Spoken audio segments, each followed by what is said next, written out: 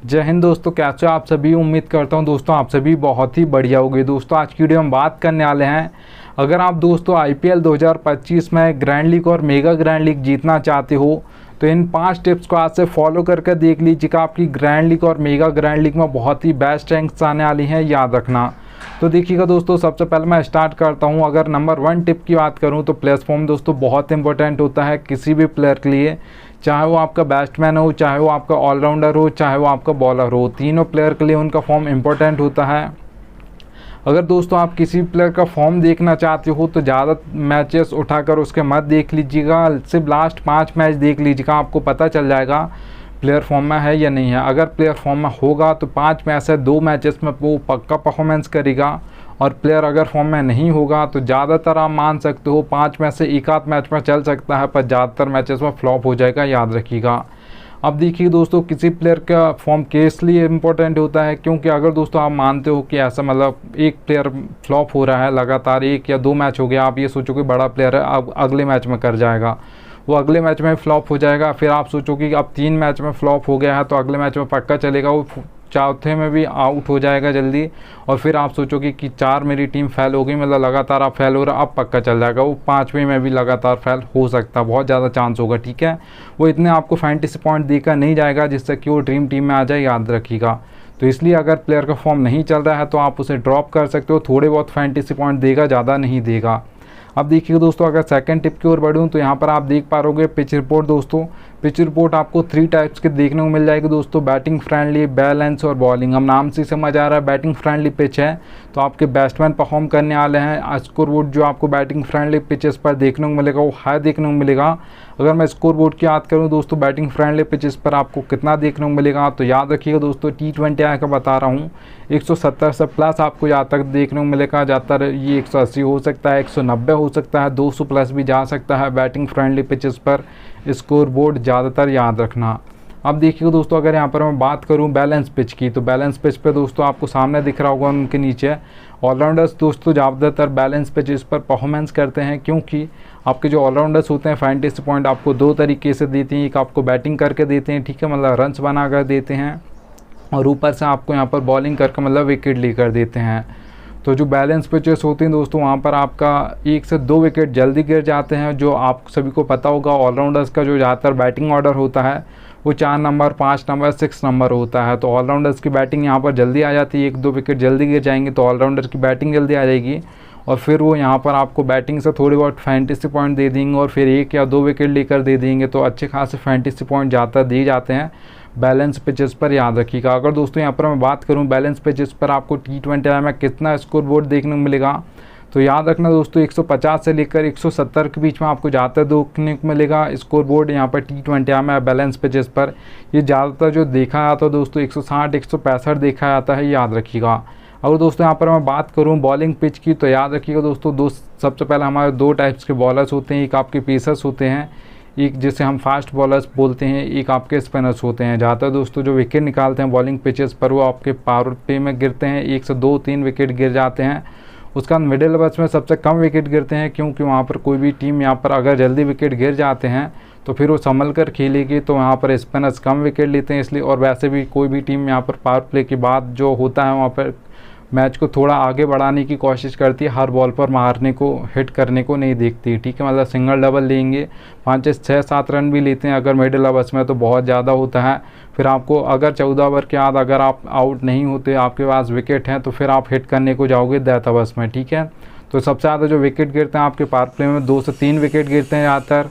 और अगर आप बात करोगे डेथ ओवर्स में, तो डेथ ओवर्स में 4 से 5 विकेट गिर जाते हैं, याद रखना। 1 ओवर में 2-2, 3-3 विकेट गिर जाते हैं, याद रखिएगा। अब देखिए दोस्तों, जो बॉलिंग पिचेस पर आपको T20 में स्कोर बोर्ड देखने को मिलेगा दोस्तों, वो लो देखने को मिलेगा। अगर स्कोर बोर्ड कितना देखने को मिलेगा बात करूं तो याद रखना, T20 में जो आपको देखने को मिलेगा 130 से लेकर 150 के बीच में आपको ज़्यादा देखने को मिलेगा। ज़्यादा जो देखा जाता है बॉलिंग पिचेस पर स्कोर बोर्ड वो आपका यहाँ पर 130 से लेकर 140 से लेकर 145 देखा जाता है ज़्यादातर, याद रखिएगा। अब देखिए दोस्तों, यहाँ पर 3rd नंबर की अगर बात करूँ उससे पहले बता दूँ दोस्तों, अगर आप टेलीग्राम पर नहीं जुड़े आपके भाई के, तो यहाँ से जुड़ जाना, क्योंकि दोस्तों फैंटेसी क्रिकेट में आपको बहुत ज़्यादा फैंटेसी चैनल्स देखने को मिल जाएंगे, 100 से भी ज़्यादा देखने को मिल जाएंगी। सब आपको सिर्फ प्लेस के स्टेट दिखाकर कंफ्यूज कर देंगे, इसे भी रख सकते हो उसे भी रख सकते हो, आपका भाई आपको बिल्कुल भी कंफ्यूज नहीं करेगा। इसलिए याद से आपके भाई की टेलीग्राम पर जुड़ जाइएगा, मैं लिंक आपको दे दूंगा। चलिएगा दोस्तों आगे चलता हूँ। तो यहाँ पर थर्ड नंबर पे दोस्तों आप देख पा रहे होगी, एक ऑलराउंडर आपको टीम बनानी है, वन साइडेड टीम आपको नहीं बनानी है। एक ऑलराउंडर टीम में दोस्तों आपको बैट्समैन भी रखने हैं दोनों टीम से, दोनों ही टीम से आपको ऑलराउंडर्स रखने हैं, दोनों ही टीम से बॉलर्स रखने हैं।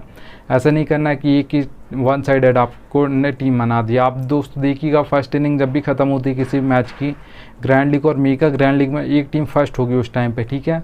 और वो टीम जैसे सेकंड इनिंग स्टार्ट होती है वो टीम नीचे जाना स्टार्ट कर देती है, क्योंकि वो वन साइडेड टीम होती है। ज़्यादातर जो 100 मैच में से आप ये मान सकते हो 99 जो मैचेस होंगे दोस्तों, वहाँ पर जो टीम फर्स्ट आएगी वो ऑलराउंडर एक टीम आएगी, एक ऑलराउंडर टीम फर्स्ट आएगी। और ज़्यादा एक मैच में आप मान सकते हो कि वन साइडेड टीम फर्स्ट आ सकती है, बहुत कम चांस होगा उसमें भी, ठीक है। तो यहाँ पर आपको एक ऑलराउंडर टीम बनानी है, वन साइडेड टीम नहीं बनानी है। और अगर यहाँ पर मैं बात करूँ कितने प्लेयर्स को रखना है, जो भी दोस्तों टीम मजबूत हो, जैसे इंडिया और पाकिस्तान का मैच हो रहा है तो इंडिया का पलड़ा हमेशा भारी होता है। तो जो भी टीम आपको लग रहा है कि ये टीम जीतने वाली है, इसके ज़्यादा चांस हैं जीतने के, तो उस टीम के आपको 6 से 7 प्लेयर अपनी टीम में रखने हैं। और जो टीम हारने वाली है, ऐसा तो नहीं कि उसके सारे प्लेयर फ्लॉप हो जाएंगे, उसके 2 से 3-4 प्लेयर तो पक्का परफॉर्मेंस करेंगे। तो आपको उससे 3 से 4 प्लेयर उस टीम के रखने हैं जो टीम हारने वाली है, आपको लग रही है कि हल्की टीम है ये मैच हार जाएगी, ठीक है। अब देखिए दोस्तों आगे चलता हूँ। तो यहाँ पर कैप्टन और वाइस कैप्टन दोस्तों सिलेक्शन बहुत इंपॉर्टेंट होता है फैंटेसी क्रिकेट में। अगर यहाँ पर आपके कैप्टन और वाइस कैप्टन फ्लॉप हो जाते हैं, या जिसे आपने कैप्टन करना था उसे वाइस कैप्टन कर दिया है और वाइस करना था उसे कैप्टन कर दिया है, तो भी आपकी grand league mega grand league में कभी फर्स्ट रैंक नहीं आएगी, याद रखिएगा दोस्तों। क्योंकि वहाँ पर 1 या 2-3 पॉइंट से ही बहुत लड़ाई होती है, 1 से 2 रैंक यहाँ पर आगे पीछे हो जाते हैं, ठीक है, 1 से 2 पॉइंट से ही। तो याद रखना सबसे ज़्यादा इंपॉर्टेंट आपके फैंटेसी क्रिकेट में कैप्टन और वाइस कैप्टन होते हैं। आपका 1 या 2 प्लेयर फैंटेसी पॉइंट कम देकर गया, आपको लग रहा है कि ड्रीम टीम में नहीं आएंगे तो चल जाएगा, पर कैप्टन और वाइस कैप्टन आपके बिल्कुल सही होने चाहिए। अब मैं आपको दोस्तों कैप्टन और वाइस कैप्टन सिलेक्शन भी बता देता हूँ आप कैसे कर सकते हो। तो याद रखना दोस्तों 22+ हमको देखने को मिलता है फैंटेसी क्रिकेट में, एक टीम से 11। अब इम्पैक्ट प्लेयर की मैं बात नहीं कर रहा हूँ, याद रखना, ठीक है। तो यहाँ पर एक टीम से 11 और दूसरी टीम से 11, तो उसमें से हमको फैंटेसी क्रिकेट में सिलेक्ट करना होता है कैप्टन और वाइस कैप्टन किसे बनाएं, किसी बैट्समैन को बनाएं, ऑलराउंडर को बनाएं या बॉलर को बनाएं, कैसे बनाएं किससे बनाएं समझ नहीं आता, ठीक है। तो आपको आपका भाई बता देता है। देखिए दोस्तों सारे प्लेयर कैप्टन और वाइस कैप्टन बनने के दावेदार नहीं होते हैं एक मैच में। ज़्यादातर जो कैप्टन और वाइस कैप्टन की दावेदारी प्लेयर रखते हैं वो 7 से 8 ही प्लेयर रखते हैं, उससे ज़्यादा नहीं रखते हैं। तो आपको 6 ऐसे प्लेयर निकाल लेने दोस्तों जो आपको लग रहा है कि आज के मैच में इन 6 से 7 प्लेयर में से ही कोई कैप्टन और वाइस कैप्टन बनेगा। तो मान लेता हूँ मैंने 6 प्लेयर निकाले यहाँ पर, ठीक है। आप देखिएगा उसमें से मैंने मान लेता हूँ 2 मैंने और यहाँ पर बैट्समैन निकाल लिए हैं, 2 ऑलराउंडर्स निकाल लिए हैं और यहाँ पर 2 मान लेता हूँ यहाँ पर बॉलर्स निकाल लिए, ठीक है। अब देखिए दोस्तों याद रखना पिच के अकॉर्डिंग भी आपको निकालना है, ठीक है। और प्लेयर्स का फॉर्म ज़रूर देख लीजिएगा, मैंने आपको पहले ही बता दिया है। आप देखिएगा दोस्तों अब मान लेता हूँ अपना 2 जो बैट्समैन निकाले हैं उनका बैटिंग ऑर्डर दोस्तों पता होना चाहिए आपको, 1 2 3 इस नंबर का बैटिंग ऑर्डर होना चाहिए उस बैट्समैन का। फॉर्म अच्छा चल रहा हो और पिच अगर बैटिंग फ्रेंडली पिच है तो इन 1 2 3 नंबर्स के आप बैट्समैन को कैप्टन और वाइस कैप्टन कर सकते हो। क्योंकि जो ज़्यादातर रन्स मारते हैं, जो हाईएस्ट रन्स स्कोरर्स होते हैं दोस्तों 1 2 3 बैट्समैन होते हैं, क्योंकि इनके पास बहुत ज़्यादा बॉल्स होती हैं फेस करने को। अगर एक आध विकेट जल्दी जाता है तो 3rd नंबर का जो बैट्समैन आएगा वो थोड़ा टुक टुक करके खेलेगा और पारी को चलाएगा, तो वो अच्छी खासी फैंटेसी पॉइंट देकर जाएगा और बहुत ज़्यादा चांस होगा कि कैप्टन और वाइस कैप्टन भी बन जाए ड्रीम 11 में, याद रखना। अगर दोस्तों यहाँ पर मैं बात करूँ किसी ऑलराउंडर को आप बनाना क्या सोच रहे हो कि ऑलराउंडर आज के मैच में मुझे लग रहा है कि कैप्टन और वाइस कैप्टन बनेगा, तो याद रखना दोस्तों 5 से 6 नंबर पर उस ऑलराउंडर की बैटिंग आ जानी चाहिए, इससे नीचे नहीं चलेगा कि 7 या 8 नंबर पर बैटिंग करने आने वाला है ऑलराउंडर, तो इससे नीचे मतलब बहुत ज़्यादा नीचे हो जाता है। तो ऑलराउंडर की बैटिंग अगर आनी चाहिए तो 5 या 6 तक आ ही जानी चाहिए, इससे नीचे नहीं चलेगा उस ऑलराउंडर की बैटिंग ऑर्डर।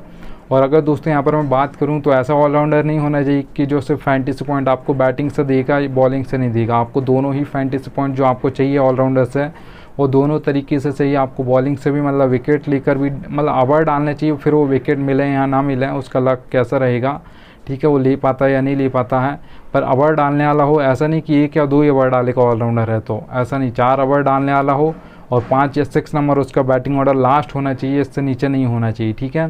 किसी ऑलराउंडर का अगर आप कैप्टन और वाइस कैप्टन बनाना चाहते हो तो।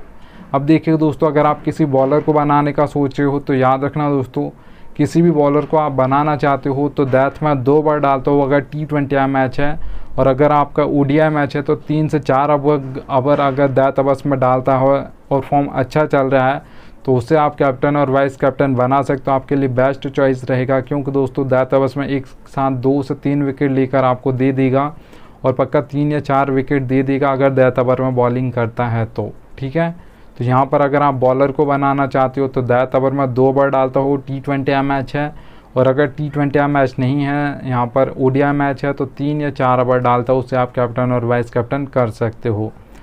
दोस्तों थैंक्स इंडियन आ चुका है, उम्मीद करूँगा आपको थोड़ी सी वीडियो पसंद आई हो तो एक लाइक कर दीजिएगा और यहाँ से आपके भाई के टेलीग्राम पर जुड़ जाना। अब मिलता हूँ आपसे पिछले नेक्स्ट वीडियो में, तब तक लीजिए।